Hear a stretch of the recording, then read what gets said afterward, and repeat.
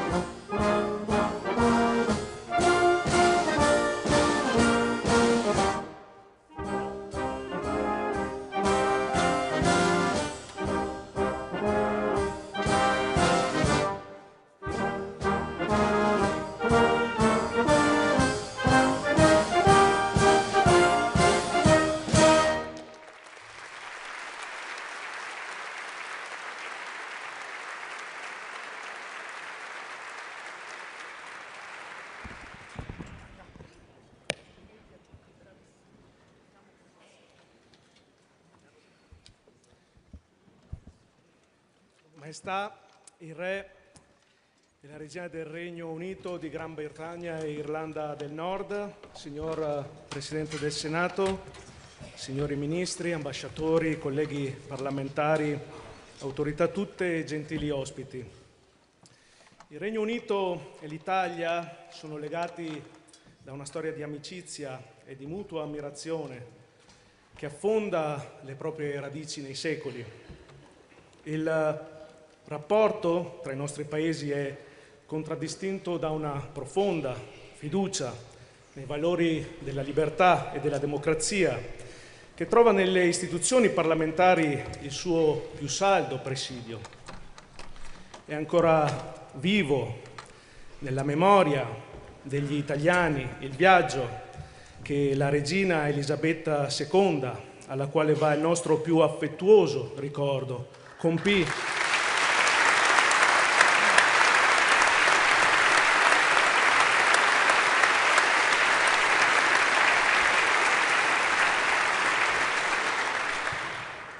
qui a Roma nel 2000, in occasione del Giubileo inaugurato da San Giovanni Paolo II. Oggi, nell'anno del nuovo Giubileo, il Parlamento italiano è lieto di accogliere Sua Maestà Carlo III, primo re britannico a prendere la parola nella nostra aula. Mi è inoltre particolarmente gradito salutare, a nome di tutti i colleghi parlamentari, anche Sua Maestà la Regina Consorte Camilla, proprio nella giornata in cui le loro Maestà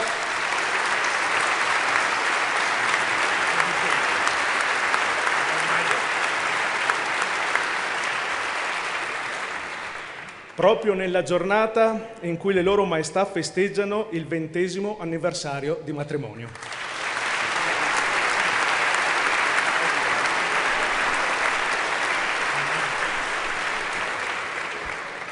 La visita odierna segna un'ulteriore tappa nel cammino dei nostri paesi che si sviluppa nel segno giubilare della speranza. Questa stessa speranza tende infatti un filo invisibile che da Roma oltrepassa la Manica legando le nostre nazioni. All'origine di quei valori vi è la Magna Carta del 1215, una pietra miliare del costituzionalismo europeo nella difesa delle libertà individuali e nella prevenzione di ogni forma di abuso da parte del potere. Animati dal desiderio di un rinnovamento civile, Italia e Regno Unito hanno affrontato insieme un percorso comune di crescita e di progresso. Le storie dei nostri paesi si sono incrociate nei diversi ambiti del sapere umano. Tra i nostri più grandi letterati e filosofi è sempre esistito un dialogo fecondo, un intreccio di idee e fermenti che ha trovato espressione nelle università fin dal Medioevo, nelle suggestioni utopiche del pensiero di Tommaso Campanella, di San Tommaso Moro, nella tensione religiosa e spirituale che ha ispirato Il Paradiso di Dante Alighieri e Quello perduto di John Milton, e ancora nella drammaturgia di William Shakespeare, che proprio nella mia Verona ha ambientato una delle sue opere più celebri, Romeo e Giulietta. La scienza moderna ha avuto i suoi due padri nobili in Galilei e in Newton, la cui rivoluzione ha segnato uno spartiacque nella nostra concezione del mondo e dell'universo. Queste relazioni così strette e profonde si sono mantenute fino ai nostri giorni, estendendosi in ogni campo del vivere comune. Italia e Regno Unito si trovano a operare in una dimensione internazionale, ma è necessario che cooperino anche per preservare la loro identità e civiltà. Mi preme ricordare a questo proposito l'appello che nel 2009 Sua Maestà Carlo III, allora principe di Galles, pronunciò nella Sala della Lupa di Palazzo Montecitorio. È ai nostri figli e ai nostri nipoti che dobbiamo guardare se vogliamo compiere le scelte giuste per il futuro dell'umanità. In una situazione complessa come quella che stiamo vivendo dall'Ucraina al Medio Oriente è dunque necessario avere una visione condivisa del mondo, rivolta alla sicurezza collettiva, alla libertà nei commerci e alla ricerca della pace.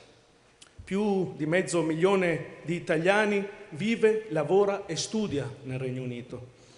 La prosperità delle nostre relazioni commerciali è testimoniata dai numeri dell'interscambio, che nel 2024 ha superato i 35 miliardi di euro.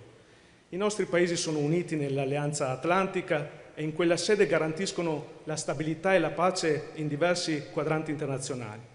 Inoltre cooperiamo nell'ambito del G7, valorizzando anche la dimensione parlamentare. A riguardo ho avuto il piacere di collaborare con lo Speaker della Camera dei Comuni e di consolidare con lui un'autentica amicizia. Protagonisti della storia, non possiamo permetterci di rimanere spettatori del nostro futuro. In un mondo caratterizzato da tensioni internazionali, da sfide nuove e impegnative, da problemi che aggravandosi hanno preoccupanti conseguenze sul destino di noi tutti, siamo chiamati a una collaborazione sempre più stretta, leale e costruttiva con chi condivide i nostri valori. Ricordo con sincera commozione il beato Carlo Acutis, che sarà canonizzato il prossimo 27 aprile.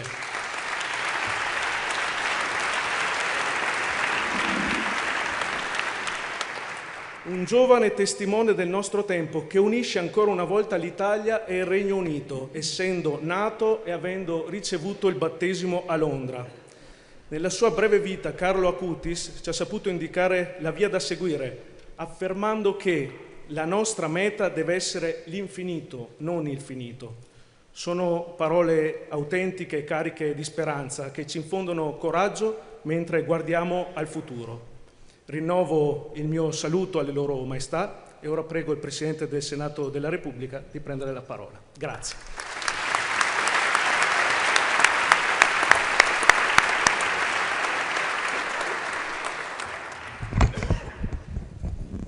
La ringrazio.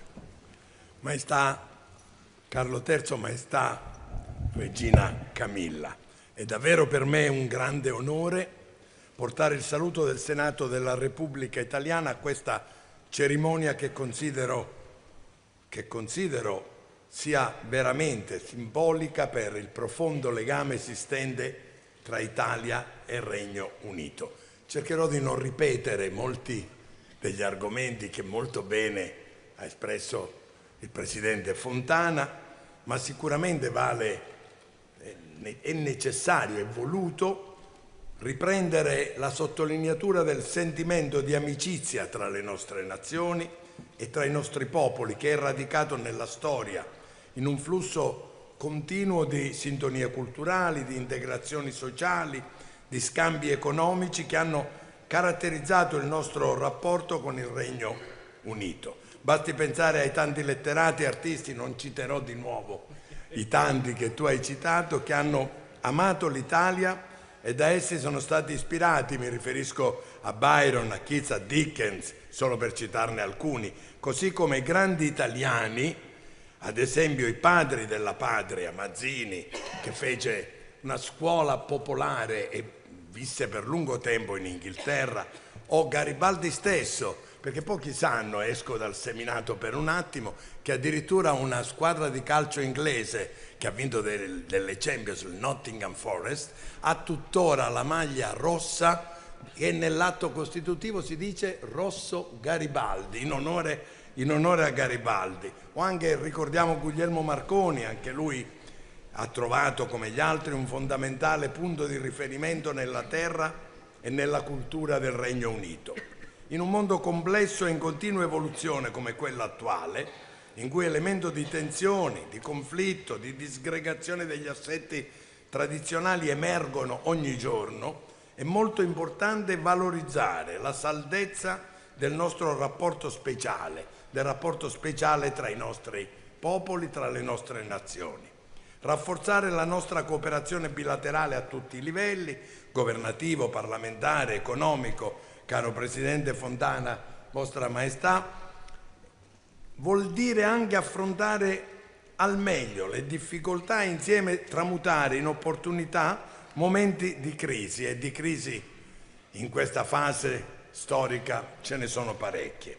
Sono molteplici difatti le sfide che abbiamo di fronte, a partire dall'impegno comune per la stabilità e la sicurezza internazionale, che ha visto in passato e vede anche oggi anche le forze armate italiane del Regno Unito impiegati congiuntamente in molti delicati teatri operativi. Penso anche alle sfide rappresentate dalla sicurezza ambientale, dalla gestione delle migrazioni e dalla governance delle dinamiche economiche e commerciali, ambiti in cui sono convinto sia molto importante la collaborazione tra Italia e Regno Unito. La relazione bilaterale si deve fondare anche sulla valorizzazione del capitale umano, ma anche di quello immateriale. Occorre in particolare continuare a promuovere gli scambi tra le società civili, favorire la mobilità dei giovani e degli studenti, ampliare gli accordi universitari, scientifici e culturali tra i nostri popoli, tra i nostri paesi, una reciprocità che può essere senz'altro agevolata, lo hai ricordato, caro Presidente Fontana, dagli oltre 500.000 italiani che vivono nel Regno Unito, una comunità ampia, dinamica e bene integrata nel tessuto socio-economico d'oltremanica. Vorrei infine sottolineare l'alto valore simbolico della prestigiosa presenza delle loro maestà in quest'Aula. davanti al Parlamento riunito. Non è capitato molte volte, quasi mai è la prima volta che capita per il re, per le maestà d'Oltremanica. Ascoltare qui per la prima volta nella storia istituzionale italiana il sovrano costituzionale del Regno Unito rappresenta, come dicevo, non solo un omaggio alla patria che ha fatto nascere il parlamentarismo moderno, ma anche un invito a riaffermare la centralità delle assemblee legislative nei sistemi democratici. Grazie per la vostra presenza e benvenuti in Italia. Grazie ancora.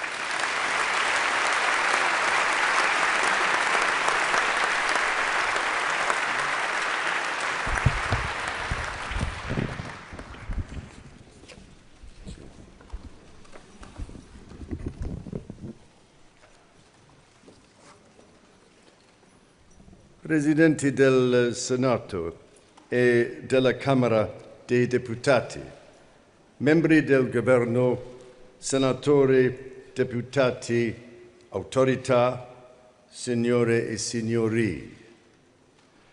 Sono enormemente onorato di essere stato invitato qui oggi e molto grato al Presidente Mattarella per il suo gentile invito a compiere una visita di Stato in Italia.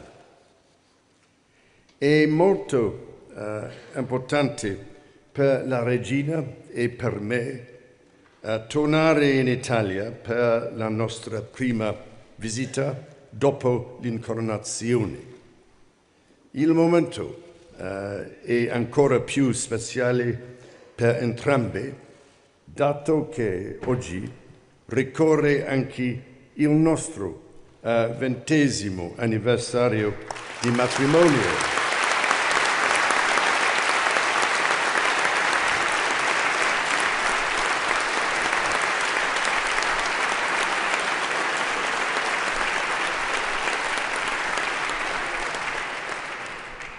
E peraltro spero di non stare rovinando la lingua di Dante.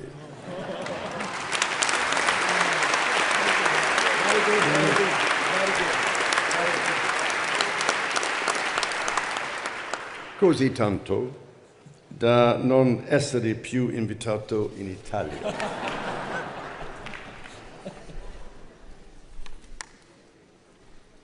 Above all, it is a signal honor to have been asked to speak to you all this afternoon.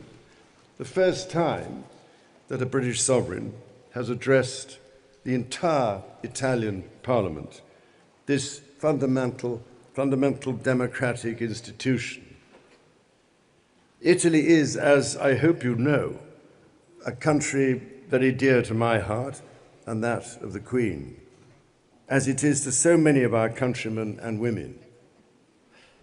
I have made 18 official visits over the past 40 years to the Bel Paese. It has been one of the pleasures of my life to come to know this irresistible country. And from Turin to Palermo, Verona to Naples, Florence to Trieste, I have learned a little more about this nation and have come to admire it even more. Like any old friend, I have been with you at happier moments and sadder moments in your national life. For instance, I will never forget my visit to Venice with the Queen in 2009, where we saw the magnificently restored La Fenice Opera House, or to Amatrice in 2017 in the aftermath of that tragic earthquake. So I am here today, ladies and gentlemen, with one purpose: to reaffirm the deep friendship between the United Kingdom and Italy, and to pledge to do all in my power to strengthen that friendship even further in the time that is granted to me as King. Our ties go back over 2 millennia to those ancient Roman visitors who arrived on our windswept shores. It was the Romans who gave Britons the idea of putting a king's head on coins. So I'm especially grateful to them.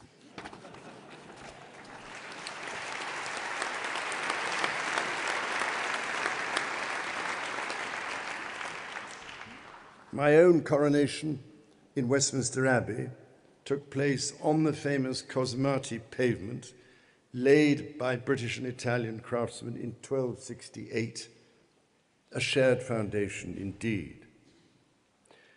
And another foundation in which Britain is proud to have played its part is the support our country lent to the unification of Italy. As Garibaldi landed near Marsala in Sicily in May 1860, 2 Royal Navy warships stood watch.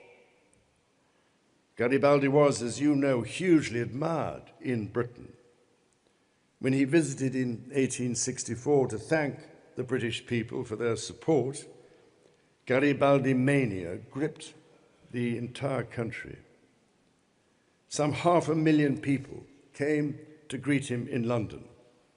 There was even a biscuit named after Garibaldi, the ultimate mark of British esteem. Many of the heroes of Italy's unification, including Cavour and Mazzini, spent time in the United Kingdom. Through the centuries, ever since, Italian merchants docked in Southampton in the 14th century, and moneylenders from northern Italy settled in the appropriately named Lombard Street in London. Our peoples have traded with each other, inspired each other, learnt from each other. From the wonders of the Renaissance to the Industrial Revolution, to scientific pioneers such as Guglielmo Marconi, who refined his genius in the UK before transforming the world. Nearly a third of Shakespeare's plays were set here in Italy, just as Italian artists have drawn inspiration from the Bard. And we have benefited hugely from your influence over what we wear, what we drink, and what we eat. I can only hope you will forgive us for occasionally corrupting your wonderful cuisine. We do so, I promise you, with the greatest possible affection. So we are 2 peoples and 2 nations whose stories are deeply intertwined, including, of course, with that of our European continent. We are both, after all, European countries. Yesterday, I laid a wreath at the tomb of the unknown soldier. Inscribed on its marble are words recalling the British forces who fought alongside Italian forces in the First World War. In a few weeks' time, we will mark the 80th anniversary of the end of the Second World War in Europe. We will remember the terrible price of war and of the precious gift of peace. At Anzio and Monte Cassino last year, and in Sicily the year before, we have remembered the British and Allied servicemen who gave their lives in the liberation of this country 80 years before.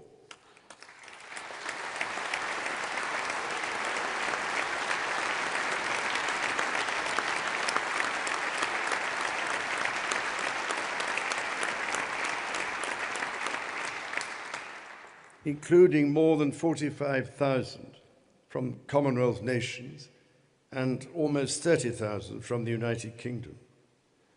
My grandfather, King George VI, visited British and Allied troops in July and August 1944, staying at an HQ near Arezzo. Tomorrow, in Ravenna, as King of the United Kingdom and of Canada, I will have the great honor of commemorating the 80th anniversary of the liberation of that province, together with President Mattarella, in which British and Canadian forces played a key role. And as head of the Commonwealth, it will be my signal privilege to recall the indispensable role played by many troops from the Commonwealth as well as other allied nations. And we remember too the terrible suffering of the Italian civilian population, as well as the heroism of the resistance, including Paola Del Din,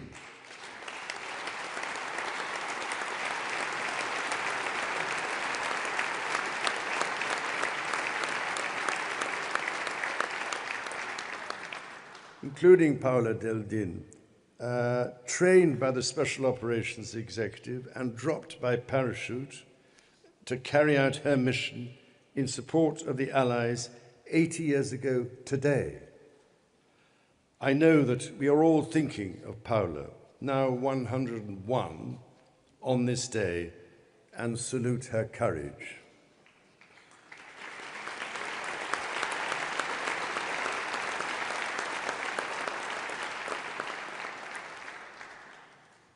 Permettetemi anche di esprimere la nostra profonda gratitudine alle molte centinaia di coraggiosi civili italiani che hanno dato rifugio ai soldati britannici e alleati, rischiando così la propria vita.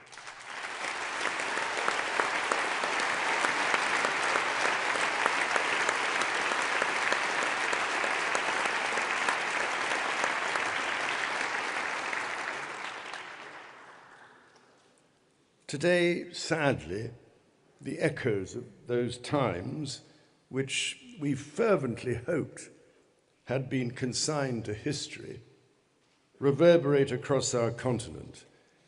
Our younger generations can now see in the news every day on their smartphones and tablets that peace is never to be taken for granted. Britain and Italy stand today united in defense of the democratic values we share. Our countries have both stood by Ukraine in her hour of need and welcomed many thousands of Ukrainians requiring shelter. Our armed forces stand side by side in NATO. We are grateful beyond measure for the role Italy plays in hosting key NATO bases and taking a leading role in so many overseas operations. In just a few weeks' time, the Royal Navy's Carrier Strike Group, led by the aircraft carrier HMS Prince of Wales, will exercise alongside Italian forces in the Mediterranean, a powerful symbol of our cooperation. So too is our project to build our next generation fighter aircraft together through the Global Combat Air Programme alongside Japan. It will generate thousands of jobs in our countries and speaks volumes about the trust we place in each other. We work closely together in the G7, as we did during your G7 presidency last year, whose ministerial meetings set a new record for energy and activism. Just as we stand together in defense of our values, so too we stand together in defense of our planet. From the droughts in Sicily to the floods in Somerset, both our countries are already seeing the ever more damaging effects of climate change. The last time I spoke in this Parliament building was to a special meeting devoted to climate change. I could hardly believe It is 16 years ago now. So, I hope you will forgive me for saying that the warnings I offered then about the urgency of the climate challenge are depressingly being borne out by events. Extreme storms, normally seen once in a generation, now characterize every year. Countless precious plant and animal species faced extinction in our lifetimes. So much is at stake. Italy's own natural heritage is blessed with extraordinary riches.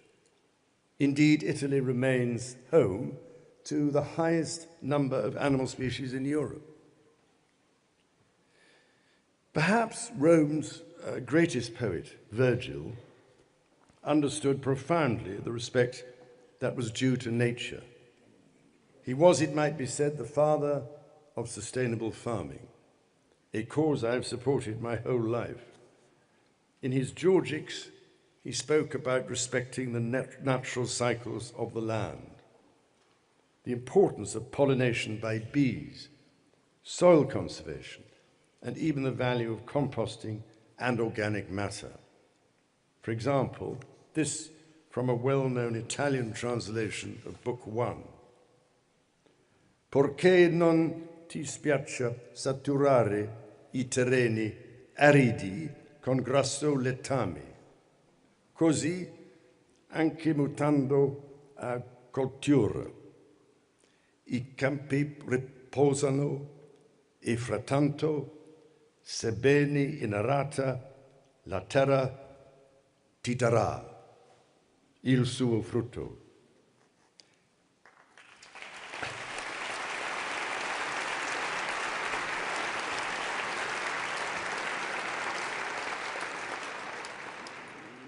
So it is deeply encouraging to see both our countries working together to tackle biodiversity loss and to cut emissions.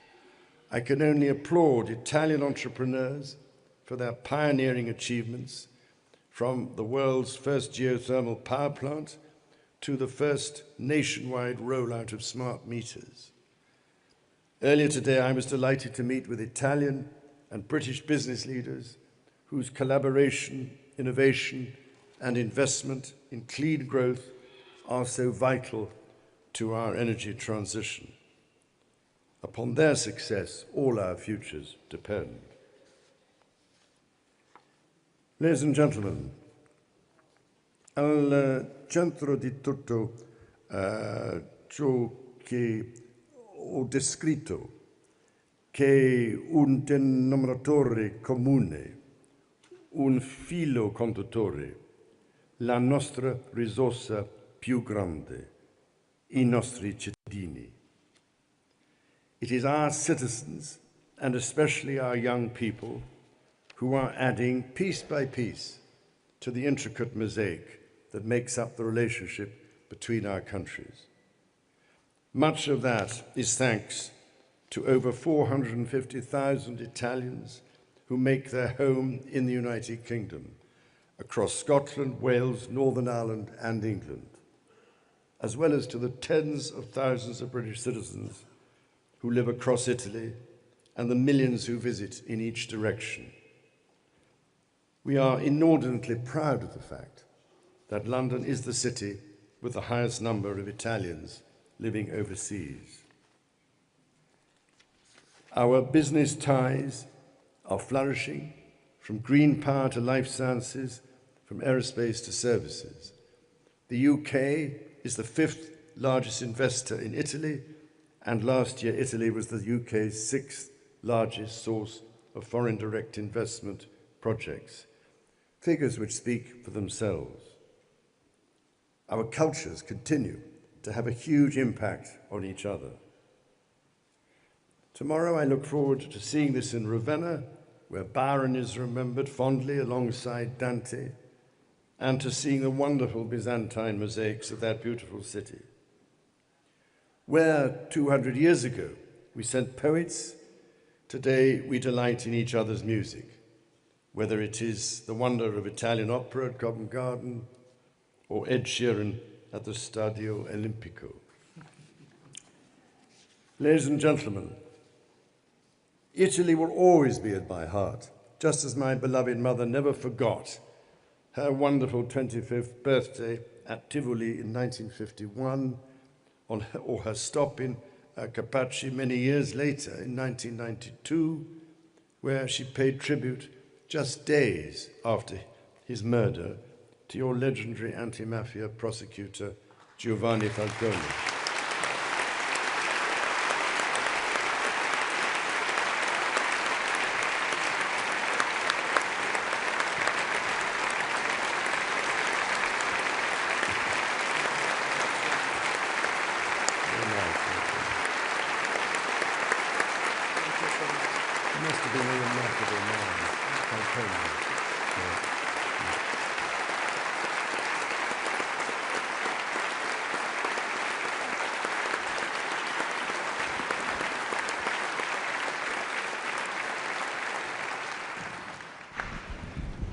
La cerimonia è terminata. I gentili ospiti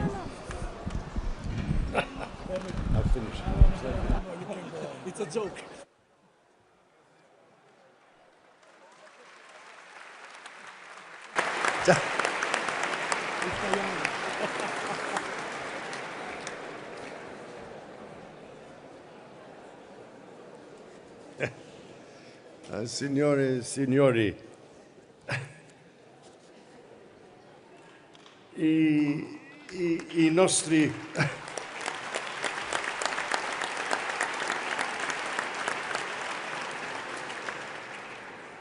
nostri due paesi si trovano alle estremità del continente europeo.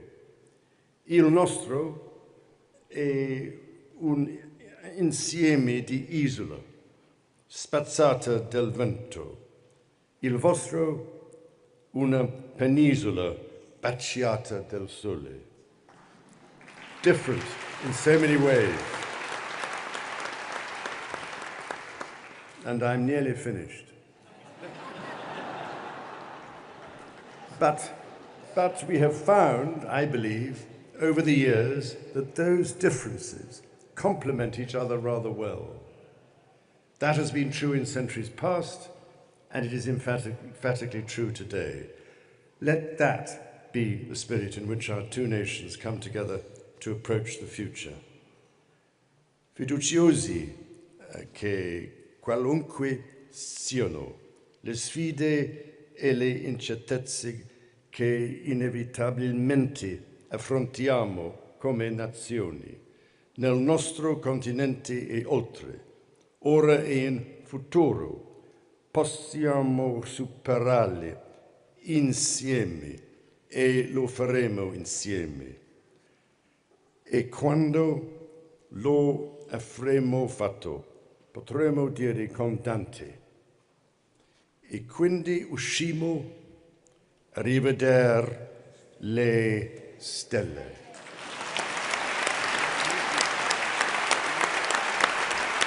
Grazie.